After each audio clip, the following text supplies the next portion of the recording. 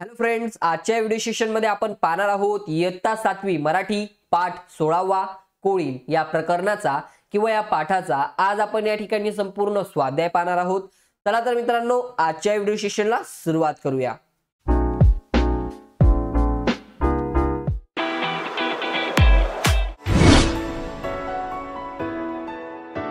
अभ्यास तुमचा साथ आमची स्टडी विथ संदीप सर या आपल्या YouTube चॅनल मध्ये मी आपल्या सर्वांचं स्वागत करतो।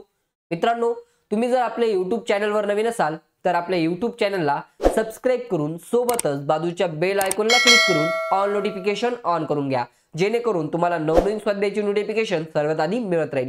चला तर मित्रांनो, पाहूया पहिला प्रश्न। या ठिकाणी बघा, पहिला प्रश्न आपल्याला दिलेला आहे तो म्हणजे खालील आकृती पूर्ण करा। या ठिकाणी बघा मित्रांनो, आपल्याला आकृती दिलेली आहे ती म्हणजे कोळीनेचे छायाचित्र घेण्यासाठी लेखकाने केलेल्या कृती या ठिकाणी आपल्याला सांगायच्या आहेत। या ठिकाणी बघा मित्रांनो, त्या कृती पाहूया। पहिली कृती येणार आहे ती म्हणजे दूर डोंगराकडे गाडी वळवली। त्यानंतर दुसरी कृती आहे ती म्हणजे पायथ्याला गाडी लावून डोंगर चढून वर गेले।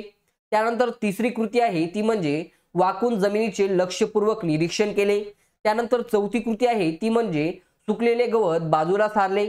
त्यानंतर पाचवी कृती आहे ती म्हणजे चाकूच्या पात्याचे टोक कोळीनीच्या दाराच्या बाजूला लावले। त्यानंतर सहावी कृती आहे ती म्हणजे छायाचित्रासाठी साधन सामग्री घेऊन गेले। त्यानंतर सातवी कृती आहे ती म्हणजे एका दगडावर स्तब्ध बसले। चला मित्रांनो, पाहूया पुढील प्रश्न। प्रश्न क्रमांक 2, असे का घडले ते लिहा। या ठिकाणी बघा, पहिला प्रश्न दिलेला आहे तो म्हणजे लेखक डोंगरावरच्या जमिनीचे निरीक्षण करू लागले। या ठिकाणी याचं उत्तर येणार आहे मित्रांनो ते म्हणजे लेखक डोंगरावर सायंकाळी पोहोचले। पावसाची लक्षणे होती, त्यामुळे अंधुक प्रकाश होता, म्हणून ज्या घरट्याजवळ त्यांनी खून केली होती ती शोधण्यासाठी लेखक जमिनीचे निरीक्षण करू लागले। चला मित्रांनो, पाहूया पुढील प्रश्न। लेखकांना बाहेरच्या जगाचा विसर पडला। या ठिकाणी याचं उत्तर येणार आहे मित्रांनो ते म्हणजे लेखकांना रात्रीच्या वेळी कोळीण कार्यरत असते त्याचे चित्रण करायचे होते। त्यांना कोळीणीच्या घरट्याच्या दरवाजाची कमान दिसली। त्यांच्या पायलगत असलेल्या त्या लहान जगात ते गुंग झाले, म्हणून त्यांना बाहेरच्या जगाचा विसर पडला। चला मित्रांनो, पाहूया पुढील प्रश्न। लेखकांनी कोळीणीच्या घरट्याचे उघडलेले दार सोडून दिले। या ठिकाणी याचं उत्तर येणार आहे मित्रांनो ते म्हणजे लेखकांनी चरक्या पाताचे टोक दाराच्या बाजूला लावून कोळीणीच्या घरट्याचे दार उघडले होते, परंतु कोळीणीने चाकूचे टोक इतक्या अचाट ताकदीने ओढले की ते पाते चांगलेच वाकले, म्हणून लेखकांनी उघडलेले दार सोडून दिले। चला मित्रांनो, पाहूया पुढील प्रश्न।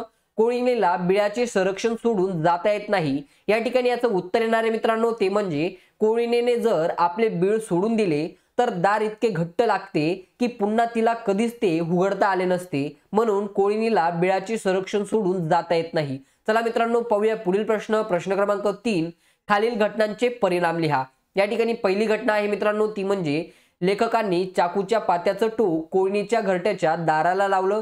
या ठिकाणी जो काही परिणाम झाला मित्रांनो तो म्हणजे घरट्याचे दार किंचित उघडलं व लेखकांना भेगेतून आत पाहता आले। चला मित्रांनो, पाहूया पुढील घटना।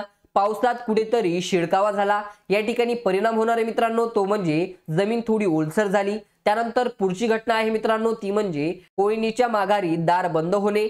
या ठिकाणी जो काही परिणाम होणार आहे मित्रांनो तो म्हणजे दार इतके घट्ट बसेल की कोळीणीला पुन्हा घरट्यात जाता येणार नाही व तिथेच शिक्र होईल। पुढील घटना येणार आहे मित्रांनो ती म्हणजे कोळीणीला सोबतच्या पावलांचा आवाज आला। या ठिकाणी परिणाम होणार आहे मित्रांनो तो म्हणजे सोबतच्या पावलांचा आवाज कोळीणीने जमिनीखालून ओळखला होता व ती सावज पकडण्यासाठी अधीर झाली। चला मित्रांनो, पाहूया पुढील प्रश्न। प्रश्न क्रमांक 4, आकृतीत दिलेल्या मुद्द्याच्या आधारे उत्तर लिहा। या ठिकाणी बघा मित्रांनो, आपल्याला मुद्दे दिलेले ते म्हणजे कोळीणीच्या घरट्याची वैशिष्ट्ये।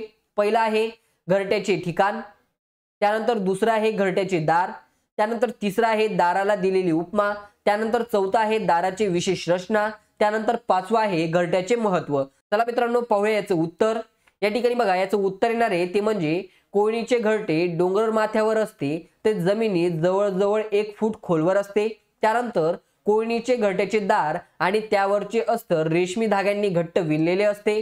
त्यानंतर तिसरं आहे ते म्हणजे कोळीणीच्या घरट्याच्या दाराला बाटलीच्या बुचाची उपमा दिली आहे।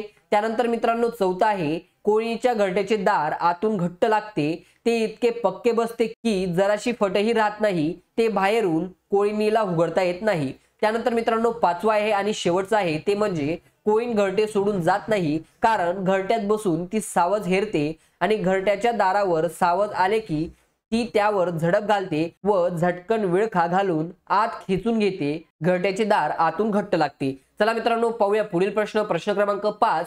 तुम्हाला पक्ष्यांच्या, प्राण्यांच्या घरांची नावे माहीत आहेत ती खालील चौकटीत लिहा. या ठिकाणी बघा मित्रांनो, पहिलं दिलेले ते म्हणजे सुगरण. या ठिकाणी सुगरणीच्या घराचं नाव आहे मित्रांनो ते म्हणजे घरटे. त्यानंतर साप, सापाच्या घराचं नाव आहे मित्रांनो ते म्हणजे वारूळ. त्यानंतर वाघ, वाघाच्या घराचं नाव आहे मित्रांनो ते म्हणजे गुहा. त्यानंतर मित्रांनो गाय, गायीच्या घराचं नाव आहे मित्रांनो ते म्हणजे गोठा. त्यानंतर घोडा, घोड्याच्या घराचं नाव आहे मित्रांनो ते म्हणजे तबेला. बघा मित्रांनो, या ठिकाणी जो काही आपला आजचा पाठाचा स्वाध्याय होता कोळीन, या पाठाचा आज आपण या ठिकाणी संपूर्ण स्वाध्याय कंप्लीट केलेला आहे. तुम्हाला आपला व्हिडिओ कसा वाटला एकदा कमेंट्स करून सांगायचंय आणि व्हिडिओ आवडल्यास लाईक शेअर सबस्क्राईब नक्कीच करा.